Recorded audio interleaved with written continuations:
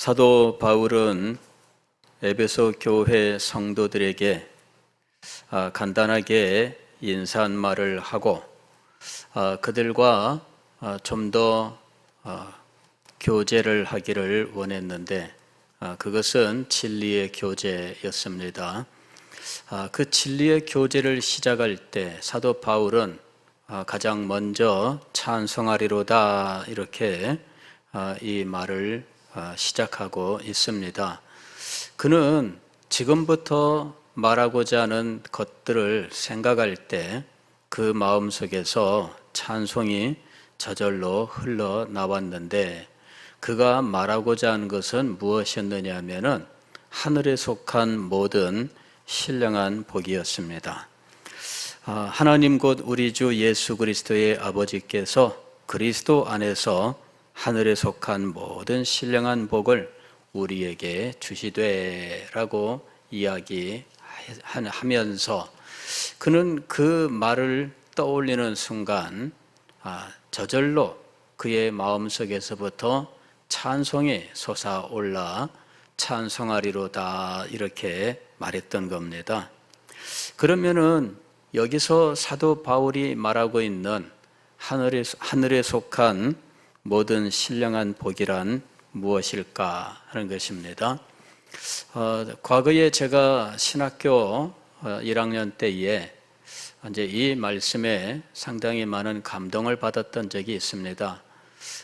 영적으로 상당히 곤고하고 하나님께로부터 은혜를 간절히 소망하던 때에 이 말씀을 대하게 되었는데 말씀을 보니까 하늘에 속한 모든 신령한 복을 우리에게 주셨다 이렇게 이야기하고 있습니다.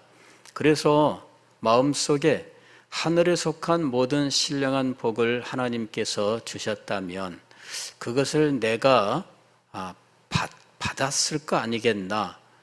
그래서 내가 도대체 그 복을 받아 어디에 두었나 저를 살펴보기 시작을 한 거예요. 그랬는데 어디 봐도 하늘에 속한 모든 신령한 복이 나한테 없는 것만 같았어요.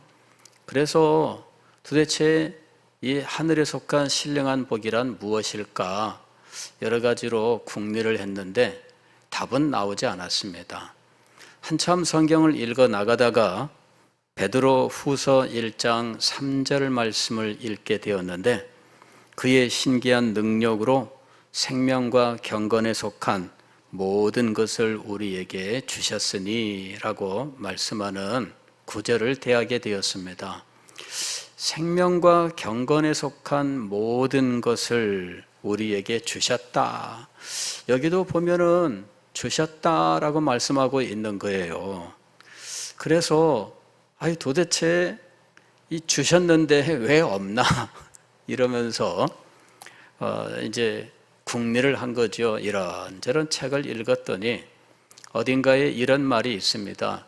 하나님은 주셨는데 그러나 아직 당신에게는 도착하지 않았을 수 있습니다.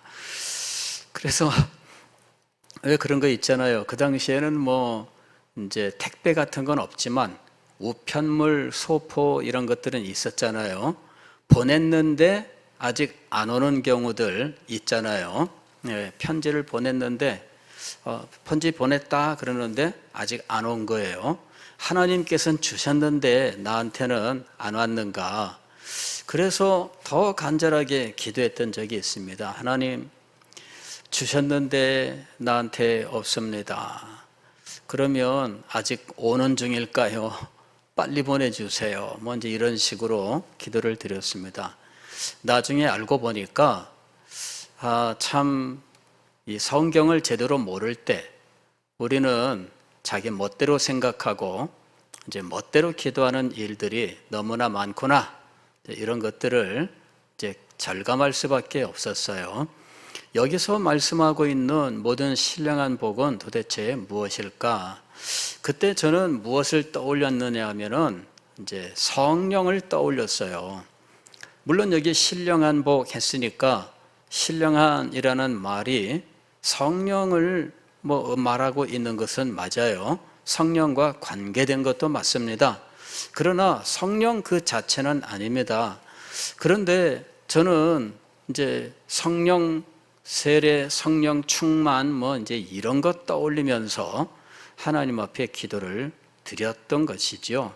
그러나 알고 보면은 이제 저는 엉뚱한 것을 떠올리고 엉뚱한 것을 기도하고 있었던 겁니다. 사도 바울이 여기서 말씀하고 있는 하늘에 속한 모든 신령한 복은 도대체 무엇일까? 베드로후서 1장 3절에서 베드로가 생명과 경건에 속한 모든 것이라고 말씀했던 것은 무엇일까 하는 것입니다. 그것은 성경, 즉 이 에베소서 1장 3절 이하에 기록이 되어 있는 겁니다. 그런데 성경을 더 깊이 들어가지 않고 그냥 막연한 어떤 떠오르는 생각만 가지고 성경 전체를 살피면서 차근차근 읽어 나가지 않고 그냥 단어에 감동받는 그러한 수준에 머물러 있었기 때문에 그냥 자기 멋대로 생각하고 자기 멋대로 기도를 했던 것이죠. 물론 그렇다고 해서 일반적인 신앙생활에서 잘못되는 것은 아닙니다만은, 그러나 말씀을 제대로 알고 제대로 감동받고 제대로 기도하는 것이 정말 중요한 것이죠. 그냥 이렇게 단어에 감동받고 그 사도가 말하고자 하는 본래 의도와 상관없이 나는 나 나름대로 감동받는다면, 이러면 기반이 너무나 약할 수밖에 없습니다. 물론 교리를 따로 배워서 교리적인 틀은 있겠지만 성경을 읽어 나가면서 성경에서 주님께서 우리에게 주기를 원하시는 그 본래 그 은혜와 복을 제대로 받을 수가 없게 되는 것이지요. 그래서 성경에 근거한 참된 믿음과 은혜를 우리가 충분히 누릴 수가 없는 문제가 생기는 겁니다. 성경을 제대로 읽고 성경이 우리에게 주고자 원하는 그 본래 의도대로 복을 받는 것이 중요한 것입니다. 그냥 성경은 읽어 나가되 그 의도와는 상관없이 내 마음속에 부딪혀오는 어떤 단어들의 감동을 받는 그러한 식으로 성경을 읽어 나가면은 안 된다라는 것입니다. 제가 직접 경험했던 것이 바로 그것입니다. 하늘에 속한 모든 신령한 복, 이것은 무엇일까?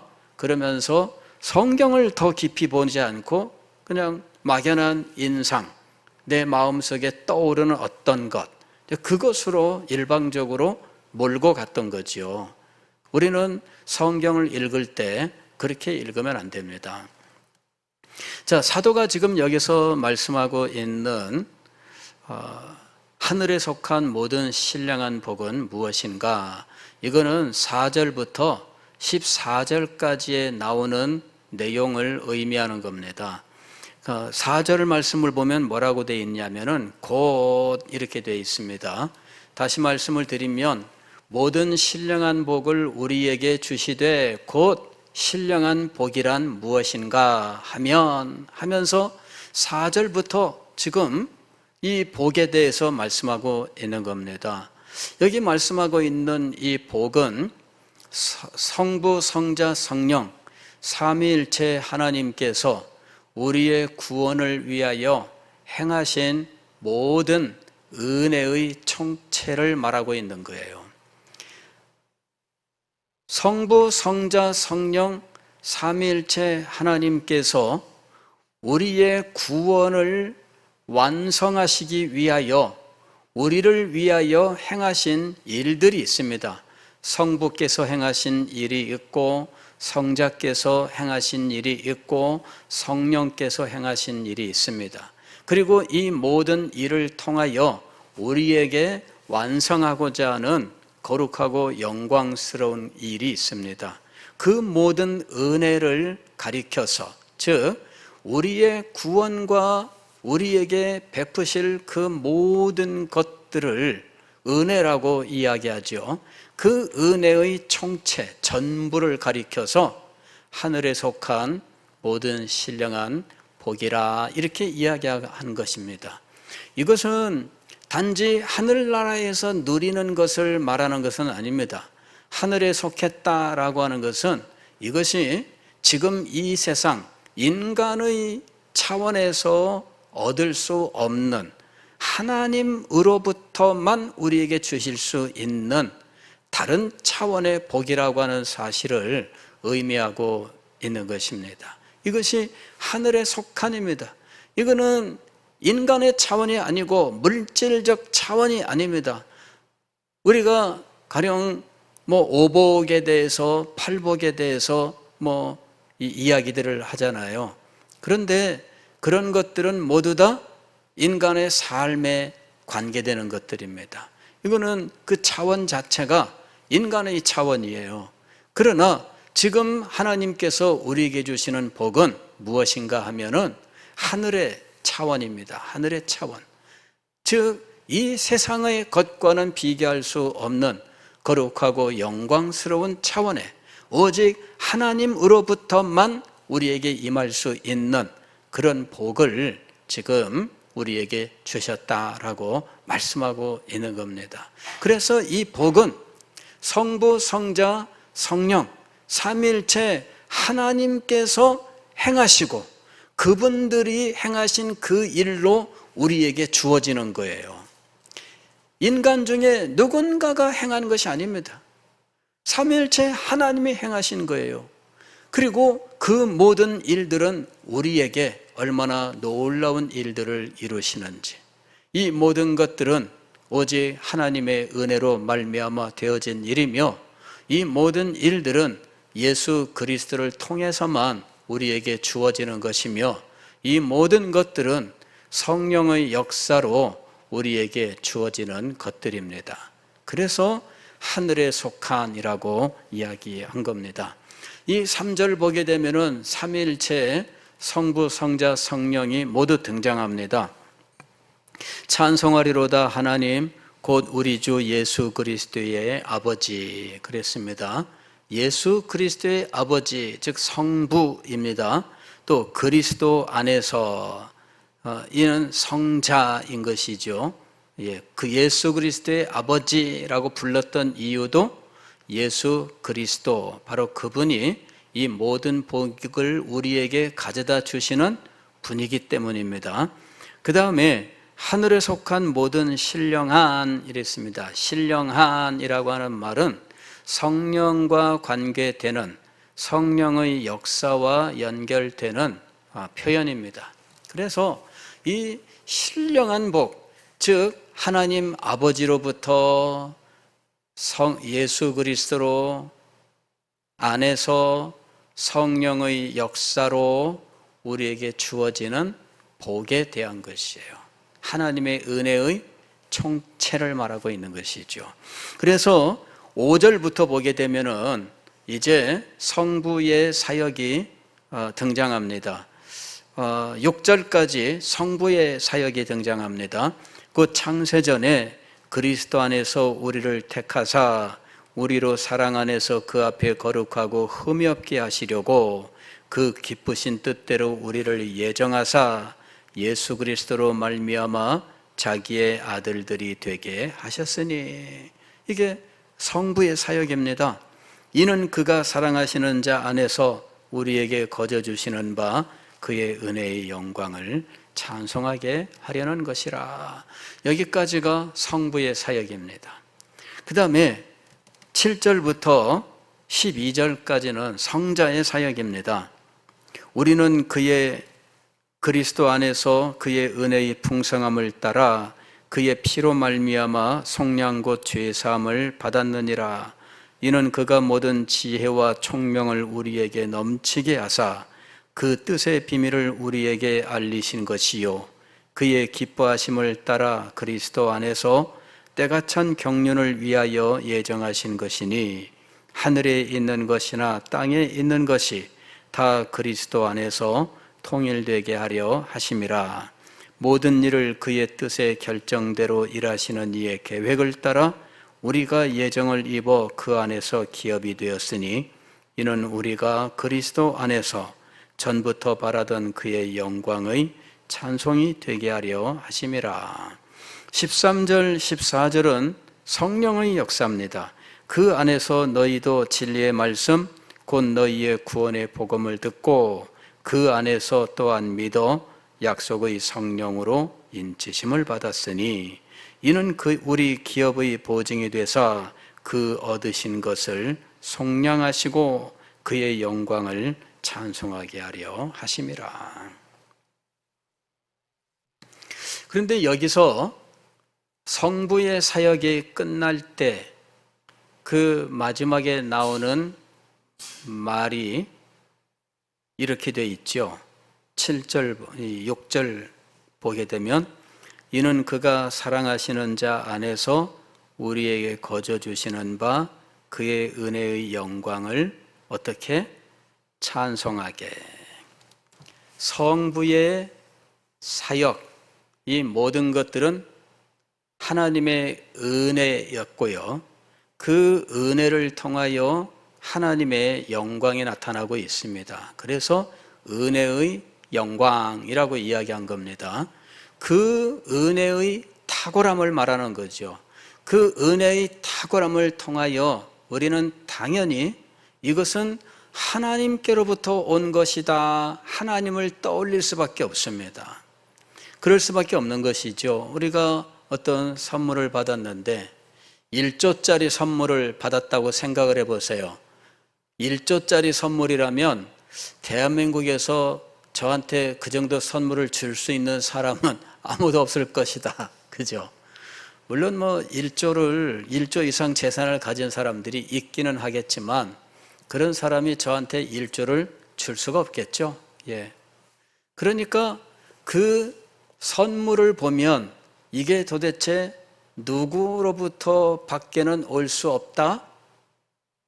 결론이 나올 수밖에 없죠. 예. 하나님께로부터 올 수밖에 없는 거예요. 그럴 수밖에 없는 거죠. 당연히 하나님은 온 우주 만물을 소유하고 계신 분입니다. 아니, 우주보다 더 크신 하나님이시잖아요. 그러니 그분이 우리에게 주실 수 있는 것은 웬만한 사람이 우리한테 줄 수 있는 것과는 비교할 수 없는 거죠.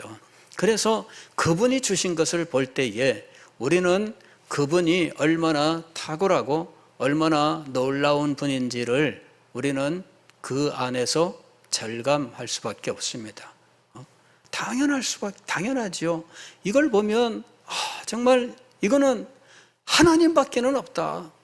그리고 하나님이 얼마나 크고 놀라운 분인지 우리는 감동할 수밖에 없는 겁니다. 이게 바로 찬송입니다.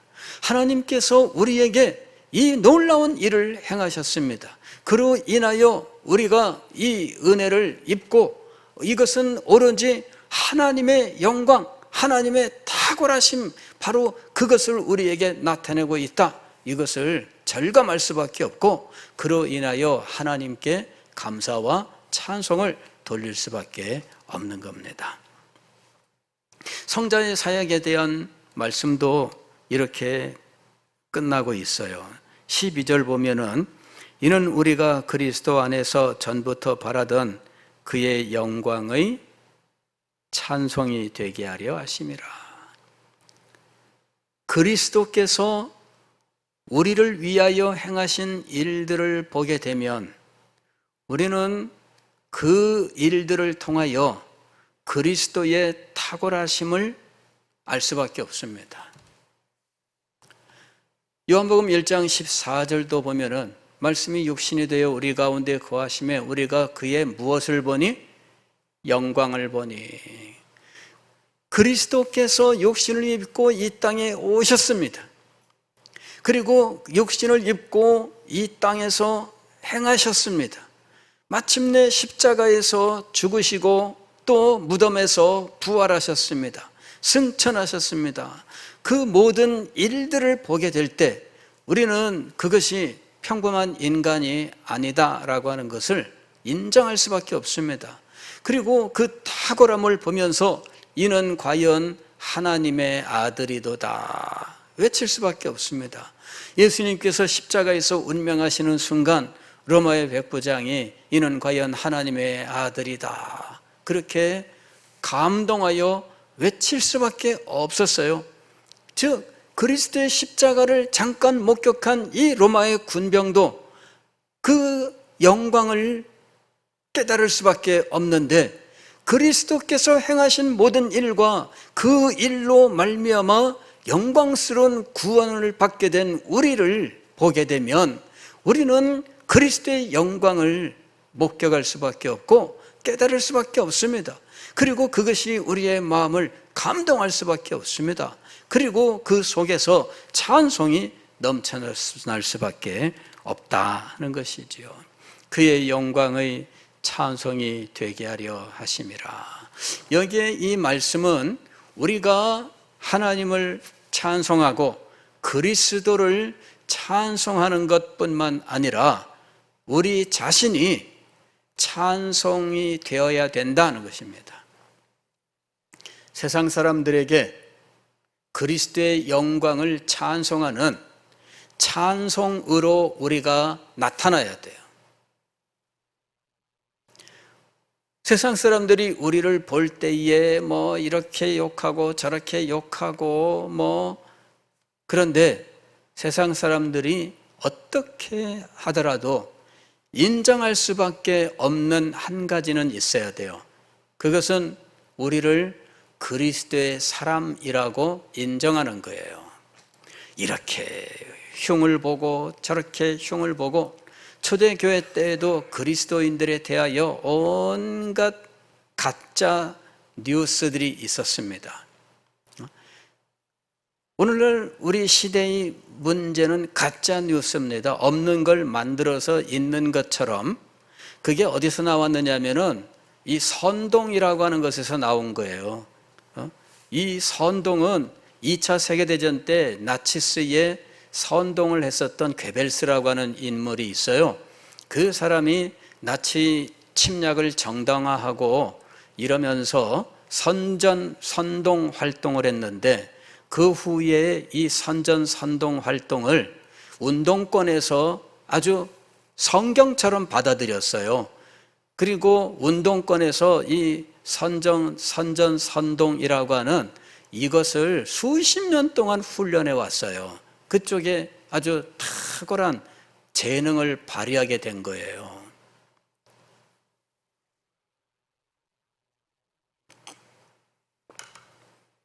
그런 이야기는 오늘날 사람들은 잘 모릅니다. 제가 대학 시절에 운동권이 바로 대학 시절에 그때 운동권이 변질되던 시대였는데, 그때부터 들은 이야기예요. 그러니까 이제 와서 하는 말이 아닙니다. 수십 년 된 이론의 배경이 있어요. 근데 이 가짜 뉴스, 이것에 대해서는 다양한 면에 적용을 했어요. 예전에 그런 말도 있었습니다. 일본에서 독도는 일본 땅 계속해서 시비를 걸었다. 그러면서 나중에 이것을 역사화하려고 계속 그렇게 하고 있는 거다. 그 얘기는 뭐냐면요, 가짜라도 계속 말하고 200년 후에는 그게 역사가 된다는 거예요. 사람들은 진짜로 믿게 된다는 거죠. 근데 그런 일들이 굉장히 많습니다. 우리나라 역사 지명도 가보면은 전설이 있잖아요. 그냥 최근에 만들어진 그 이야기인데, 그게 진짜처럼 학설처럼 이야기되고 사람들이 믿고 이러는 일들이 많이 있어요.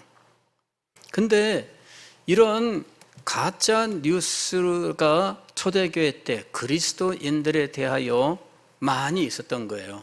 그리스도인들은 이게 지금 어린애를 잡아다가 이 살을 먹고 피를 먹는다더라, 이런 소문이 쫙 났어요. 왜냐하면은 어떤 사람이 어떻게 얘기를 들어보니까 살과 피를 먹고 이런 말들을 하는 거예요.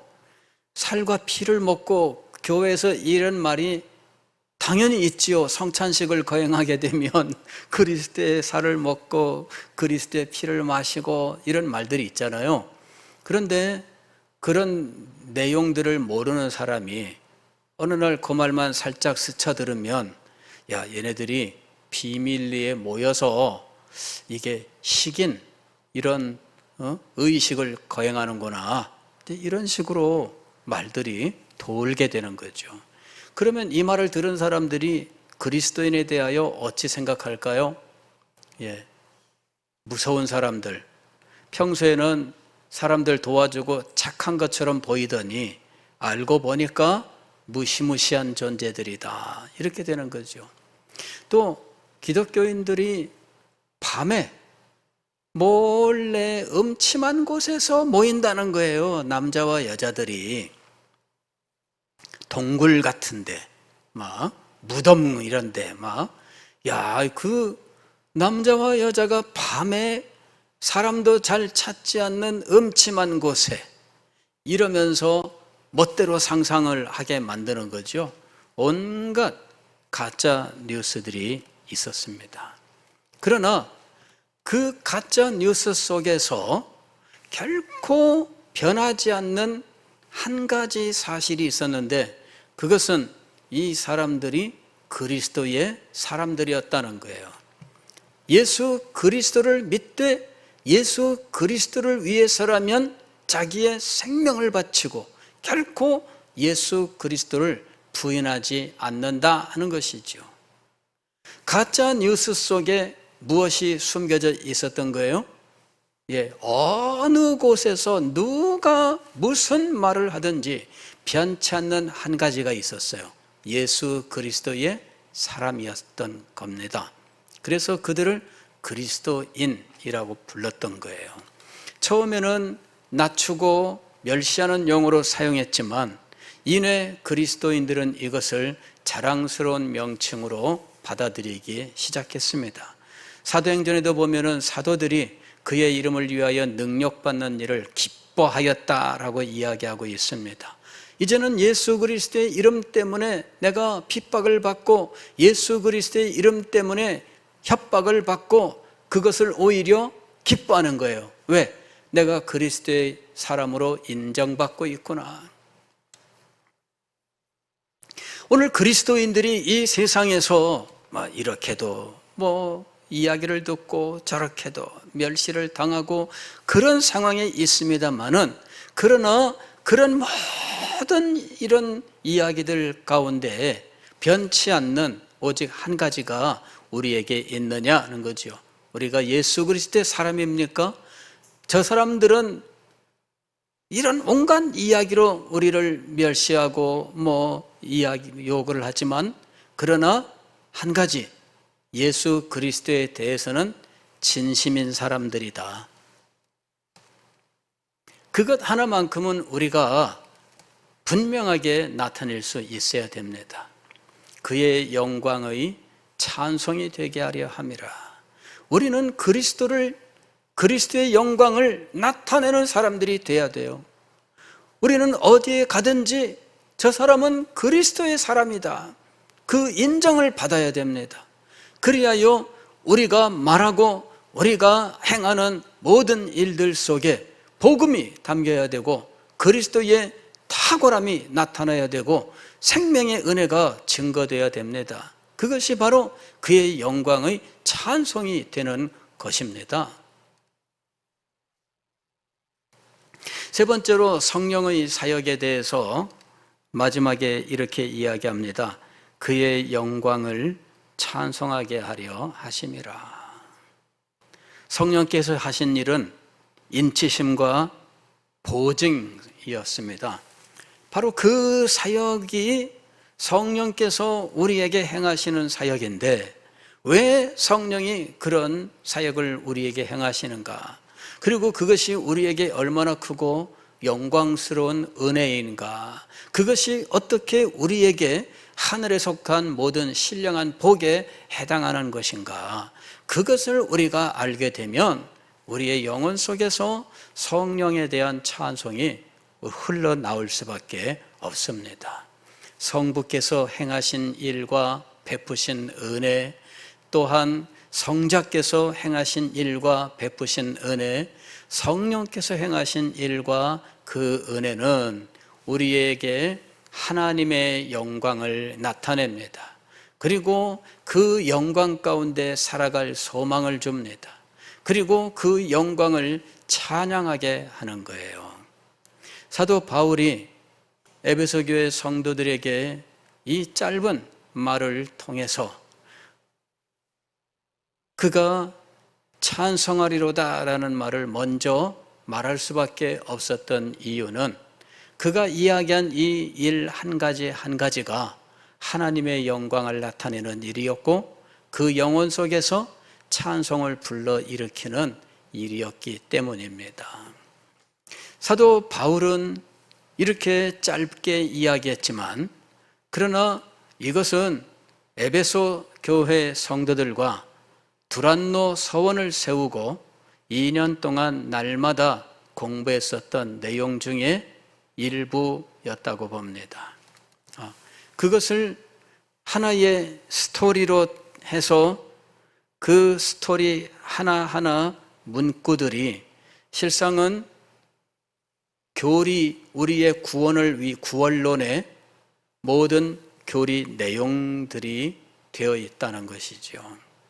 그래서 이 내용을 통해서 사도 바울은 우리에게 주신 생명과 경건에 속한 모든 신령한 것이라고 불렀던 바로 그것, 이 신령한 복이라고 부르는 이 은혜의 총체를 하나님께서 주신 것을 인하여 하나님을 찬양하게 된 거예요. 물론 이런 은혜를 베푸신 것은 하나님의 목적이 있습니다. 그것은 하나님께 찬양을 하는 사람들이 되게 하시기 위해서요. 하나님께 모든 영광을 돌리고 하나님을 찬양하는 것, 바로 그것이 우리가 해야 될 일입니다. 천국에 가게 되면 우리가 무엇을 하게 될까? 지상에서 우리는 여러 가지 일들로 바쁘게 살아가고 있습니다. 그런데 천국에서도 이런 일들을 할까 하는 것이죠. 천국에 가면은 학교 갈까요? 천국에 가면은 직장에 출근할까요? 모른다. 그게 정답입니다. 모른다. 예. 천국에 학교가 있어서 학교에 여전히 가야 될까? 직장이 있어서 여전히 출근해야 될까? 도대체 천국에서 우리는 무엇을 할까? 천국에 컴퓨터가 있어서 게임을 할까? 도대체 천국에서는 뭘 하면서 여가 시간을 보낼까? 우리는 알지 못합니다. 그러나 요한계시록을 보면 하늘이 열리고 그 열린 문을 통하여 사도 요한이 하늘의 광경을 목격한 것을 묘사하고 있는 장면이 나오는데 거기서 우리는 천국에 어떤 일들이 있는지 자세하게는 모르지만 그러나 그 핵심, 그 가운데 중심에 무엇이 있는지는 알 수 있게 되어 있습니다.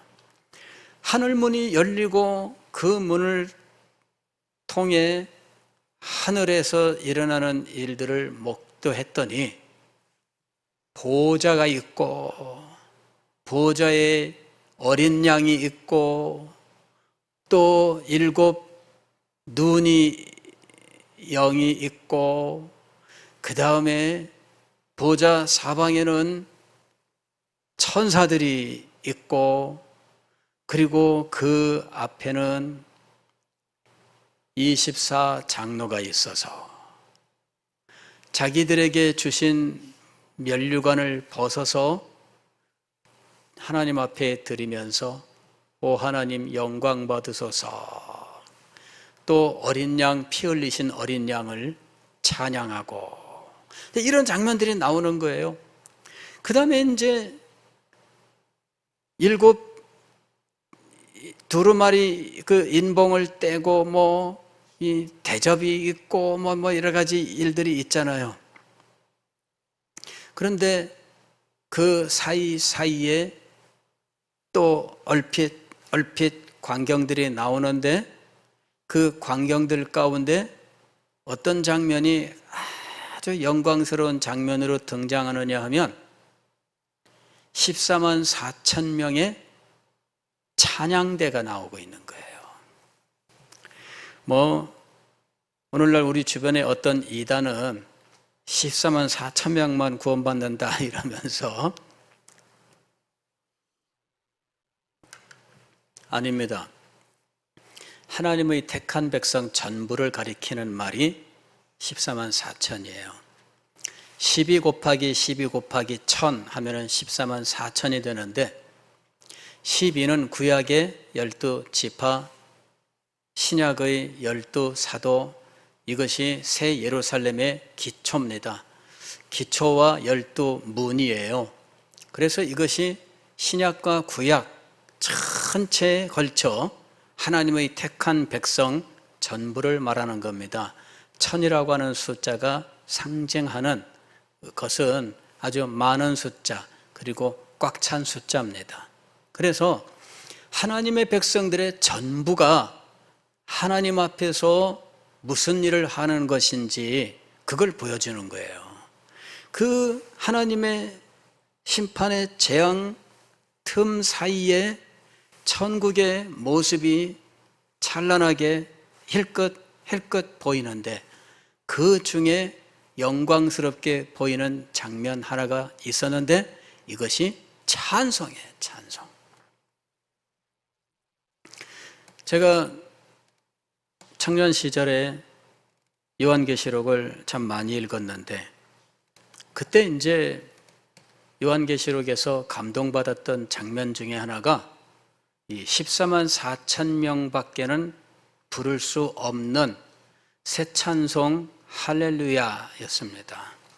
그래서 제가 그때 기도가 무엇이었느냐면 하나님, 저에게도 택함받은 14만 4천 명 외에는 부를 수 없다는 새 찬송 할렐루야를 부를 수 있는 은혜를 주십시오.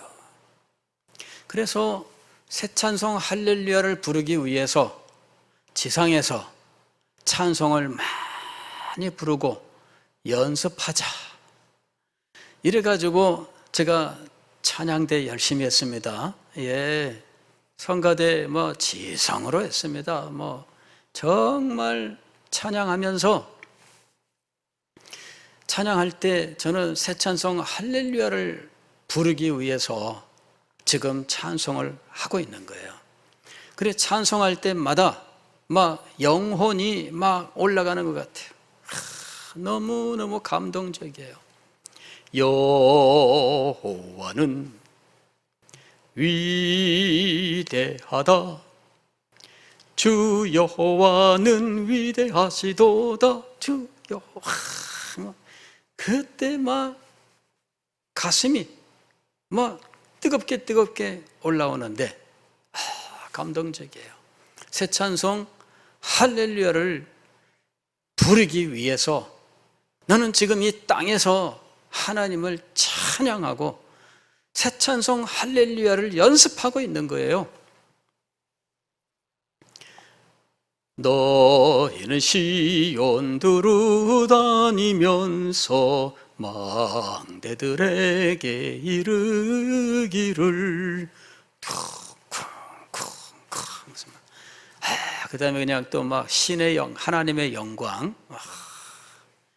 그래 그냥 그런 찬송 부를 때마다 얼마나 이 영혼 속에서부터 올라오는 이 감동. 그래 찬송을 딱 끝내는 순간 이 머릿속에 팽이가 돌듯 도는데 뿅 가는 거죠. 이게 무슨 신비주의가 아니고 심혈을 기울여서 모든 다 기울여서 새 찬송 할렐루야를 지금 지상에서 난 지금 부를 수 있도록 내가 지금 찬송을 지금 연습하고 있는 거예요. 기도를 했어요. 하나님, 새 찬송 할렐루야를 부를 수 있게 해주십시오. 여러분, 우리가 천국에서 어떤 일을 하면서 영원토록 살게 될지에 대하여 세세한 것은 알지 못하지만 분명한 것은 성부, 성자, 성령 하나님 영광의 보좌 가장 가까운 곳에서 그 하나님을 영원토록 찬양하는 찬송, 예배와 경배가 있게 될 것이다 하는 것입니다. 그런데 그 삶을 우리가 지상에서도 살아야 됩니다. 우리가 예배를 소중하게 여기는 이유가 무엇일까요? 왜 우리가 할 수만 있으면 모든 예배에 다 참석하려고 할까요?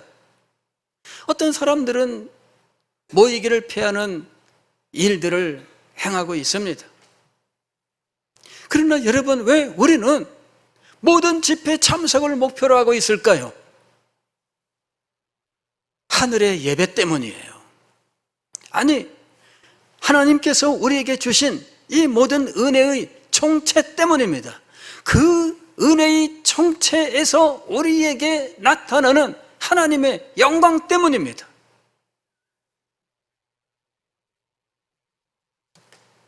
그래서 우리가 이 일들을 단 한마디라도 이야기하려 치면 찬송 없이는 말할 수 없는 거예요.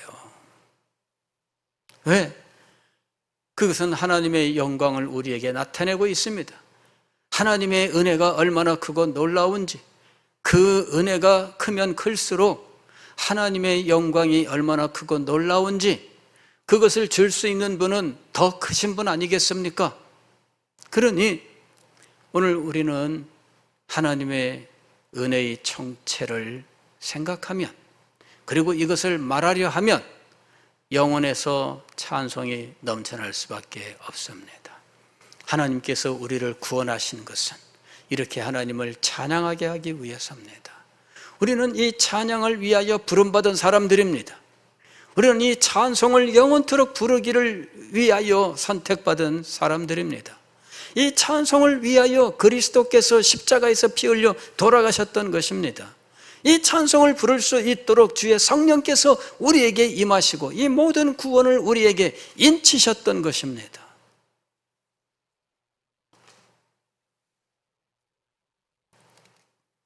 여러분에게 찬송이 있습니까? 여러분은 하나님의 말씀을 들을 때에 찬송이 있습니까? 여러분이 진리의 교제를 나눌 때에 찬송이 있습니까? 우리 교회가 시대를 섬기는 교회가 되기 위해서 우리에게 꼭 필요한 것이 무엇일까? 진리의 교통이 탁월함입니다. 진리의 교통이 탁월함. 왜? 진리의 교통이 탁월한 그 자리에 하나님의 은혜의 영광이 탁월하게 나타나기 때문이에요. 그 자리에 하나님을 찬양하는 찬송이 울려 퍼지기 때문입니다. 왜 우리에게 진리의 교제가 있어야 될까요? 왜 이 교제가 충만해야 될까요? 왜 이 교제가 탁월해야 될까요? 하나님의 영광을 찬양해야 되기 때문이에요. 우리가 이 은혜를 입은 이유는 찬송하게 하기 위해서였습니다. 여기 6절 말씀도 찬송하게 하려 함이라. 14절의 말씀도 찬송하게 하려 함이라. 12절의 말씀은 그의 영광의 찬송이 되게 하려 함이라. 찬송을 위하여 우리가 부름을 받은 겁니다. 찬송을 위하여 선택을 받은 것입니다. 찬송을 위하여 그리스도의 십자가가 있었던 것입니다. 찬송을 위하여 성령이 우리에게 부어지신 것입니다.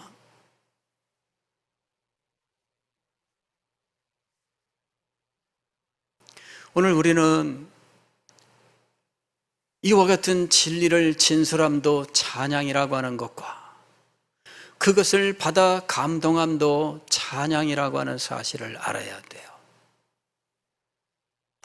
진리의 교제가 탁월한 교회, 그로 인하여 하나님의 은혜의 영광이 우리에게 찬란하게 드러나며 그로 인하여 하나님의 영광을 찬송하게 되는 영광스러운 교회, 이것이 이 시대를 위한 우리 교회의 모습이 되어야 하는 것입니다. 영광스러운 찬양이 울려나는 진리의 교제가 탁월한 우리 교회가 될 수 있기를 주의 이름으로 축원합니다.